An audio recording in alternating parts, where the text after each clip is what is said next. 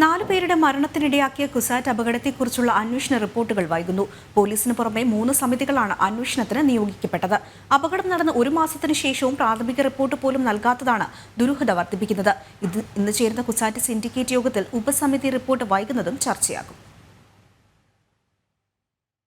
കൊച്ചി ശാസ്ത്ര സാങ്കേതിക സർവകലാശാലയിൽ സ്കൂൾ ഓഫ് എഞ്ചിനീയറിംഗ് വിദ്യാർത്ഥികളുടെ ടെക് ഫെസ്റ്റിനിടെ നവംബർ 25-ന് വൈകിട്ട് 7 മണിയോടെയായിരുന്നു തിക്കിലും തിരക്കിലും പെട്ട് 3 വിദ്യാർത്ഥികളടക്കം 4 പേർ മരിച്ചത്.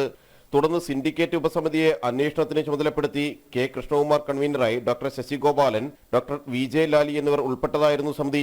ഡിസംബർ 1-നകം പ്രാഥമിക റിപ്പോർട്ട് നൽകാനാണ് നിർദ്ദേശിച്ചിരുന്നതെങ്കിലും കൂടുതൽ സമയം തേടി. എന്നാൽ 1 മാസത്തിനു ശേഷവും റിപ്പോർട്ട് നൽകിയിട്ടില്ല. പോലീസ്, സിൻഡിക്കേറ്റ് ഉപസമിതി, ഉന്നത വിദ്യാഭ്യാസ വകുപ്പിന്റെ സാങ്കേതിക വിദഗ്ധ സമിതി, എറണാകുളം കളക്ടറുടെ നിർദ്ദേശപ്രകാരം സബ് കളക്ടർ നടത്തുന്ന മജിസ്ട്രേറിയൽ അന്വേഷണം എന്നിവയും നടക്കുന്നുണ്ട്. എന്നാൽ ഈ സമിതികളൊന്നും അന്വേഷണം പൂർത്തിയാക്കിയിട്ടില്ല. സംഘാടനത്തിലെ പിഴവും ഭാവിയിൽ ഇത്തരം സംഭവങ്ങൾ ആവർത്തിക്കാതിരിക്കാനുള്ള നടപടികളും സംബന്ധിച്ച റിപ്പോർട്ട് നൽകാനാണ് ഉപസമിതിയോട് നിർദ്ദേശിച്ചിരിക്കുന്നത്. വീഴ്ച വരുത്തിയവരെ സംരക്ഷിക്കാനാണ് റിപ്പോർട്ട് വൈകിക്കുന്നതെന്നാണ് ആക്ഷേപം. സംഭവത്തിൽ ജുഡീഷ്യൽ അന്വേഷണം ആവശ്യപ്പെട്ട് KSU സംസ്ഥാന പ്രസിഡന്റ് അലോഷ്യസ് സേവർ ഹൈക്കോടതിയെ സമീപിച്ചിരുന്നു.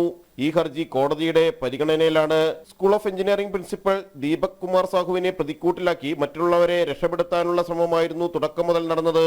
എന്നാൽ ധീഷ്ണ പരിപാടിക്ക് സുരക്ഷ ഉറപ്പാക്കാൻ ആവശ്യപ്പെട്ട് രജിസ്ട്രാർക്ക് കത്ത് നൽകിയിരുന്നുവെന്ന് പ്രിൻസിപ്പലും വ്യക്തമാക്കുന്നു. ജനം, കൊച്ചി.